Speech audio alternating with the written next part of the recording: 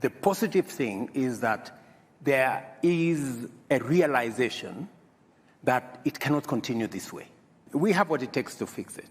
And the conversation is already begun on what do we realistically do to be able to get the African Union to take charge of the affairs of our continent. Let me give you a case in point. We decided, for example, that we are going to assemble our market using the Africa Continental Free Trade Area market. Yes, that's a good decision. Ecosystem. Yeah. And the positive thing is that it was unbelievable at the rate at which we were able to achieve consensus and we were able to achieve ratification. And I want to tell you, it is among the things that happened in the shortest time possible. It tells you there is greater realization that unless we act in concert, unless we act together, we are unlikely to make any impact anywhere. We have, at least on the market issue, we have put that together. There is a debate that is going to evolve. Like, for example, we have also decided that it will not going to be business as usual. We have these meetings, Africa-US meeting, Africa-Europe, Africa-Turkey, Africa... India. Now we are waiting for, there is another one, Africa-Russia. And Africa-Japan.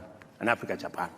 We have made the decision that it is not intelligent for 54 of us to go and sit before one gentleman from another place. And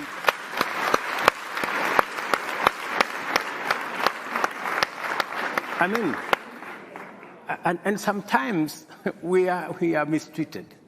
Yeah. You know, we are loaded into buses like school kids. You know, and it's not right. Well, you are summoned, you know. It's not right. So the decision that we have made as AU is that going forward, if there is going to be a discussion between Africa and any other country, we are going to be represented by the chair, the outgoing chair, the bureau. Chair of the commission or the chair and the chair of the RECs, and we have 5 RECs. That should be sufficient for, I mean, a meeting of maybe 6, 7. Yeah. That should be able to represent Africa.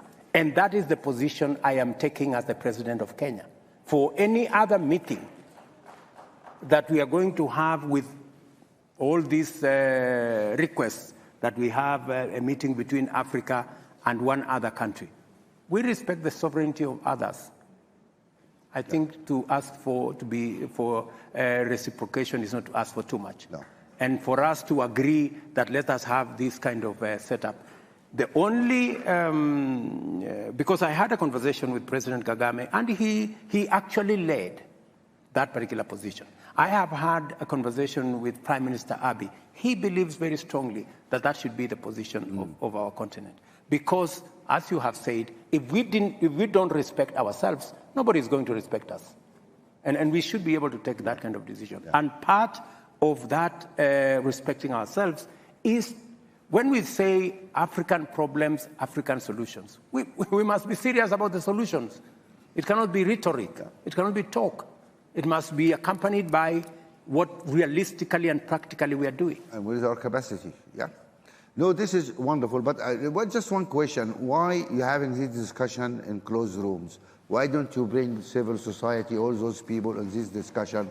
Because we can also put pressure on our leaders or whatever to behave in a better way.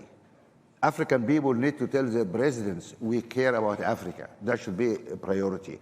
Unless we act really together, it doesn't work.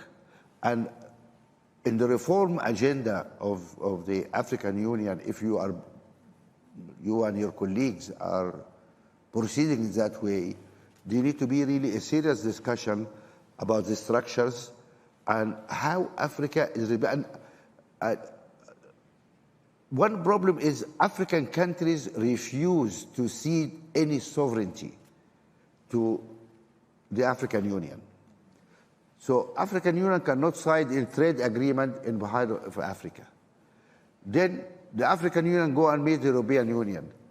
This is not balanced. It is not. Because those guys had 27 countries, gave them sovereignty. Yes. But our guys here don't want to give any sovereignty, cede any sovereignty to the Union, as if, you know, this is something very fantastic they have to keep. When countries like Germany, like big countries, agreed to cede sovereignty to the collective body because they are smart, they think when they are together, they negotiate better deals. Are you saying? The only stupid guys, unfortunately, are the British, who left that collection. But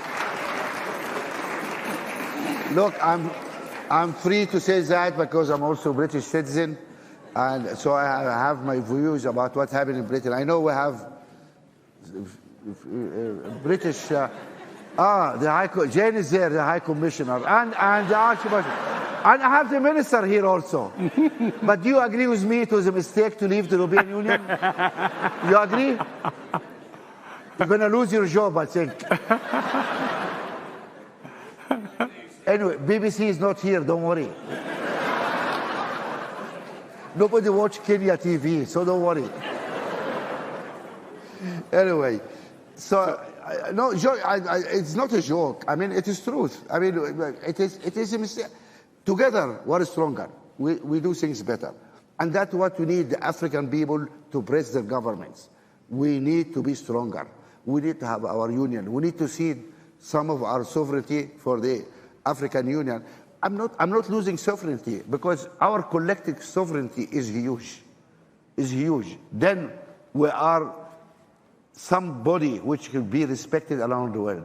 We go out there in Europe, oh, we Africans, we African. I want to ask you, what do you mean you are Africans?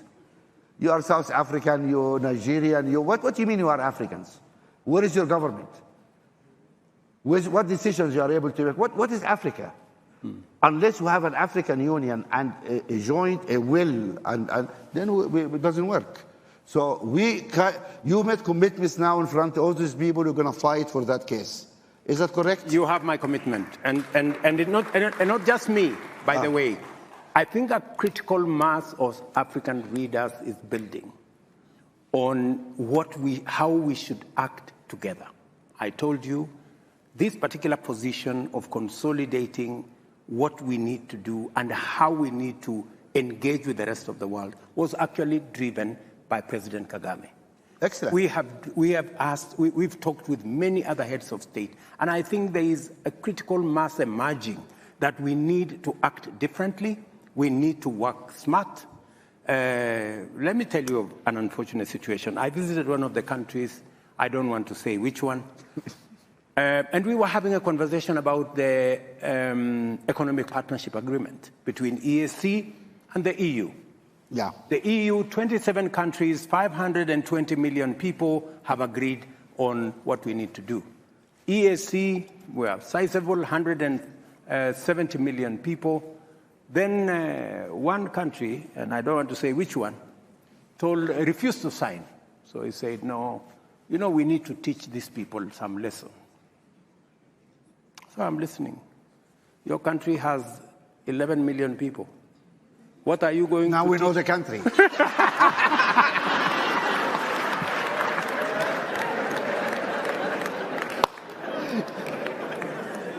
Anyway. So what are you going to teach 520 million people who are supposed to serve as your market? Really? So sometimes we undermine our own case because of not acting properly. So I want to promise you that it is our challenge.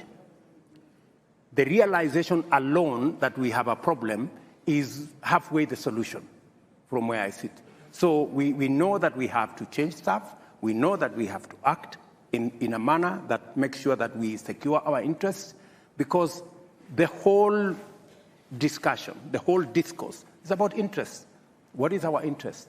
How do we protect our interests? Because everybody protects theirs. Yeah. So this is awakening, and I think the engagement of Africa with the rest of the globe is going to change. That is why, for example, we are having the Climate Action Summit, because we want to go to the UN. We want to come to the UN General Assembly. We want to go to COP28 with an African consolidated position, speaking with one voice, the whole lot of us, so that people can know we know what we want and we will not back down. This is wonderful. If any value to this discussion is, I think we reached some interesting commitment from the president here. No, it's useful, the commitment made by the president.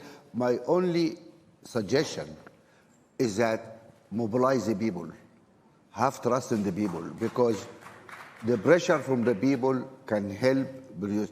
Get the civil society into your summit.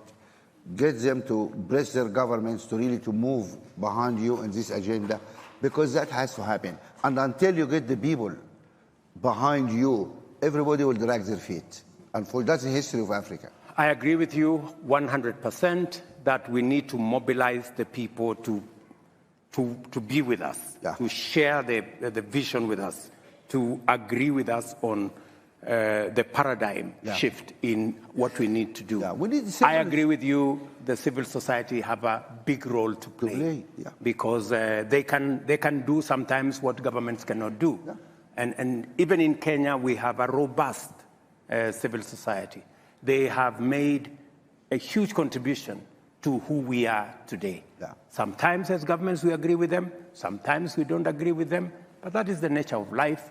All I ask of our good friends in the civil society space, including you, Mo, is always to look out for the interests of the people of our continent, and not sometimes to play to the gallery of the people who pay your check.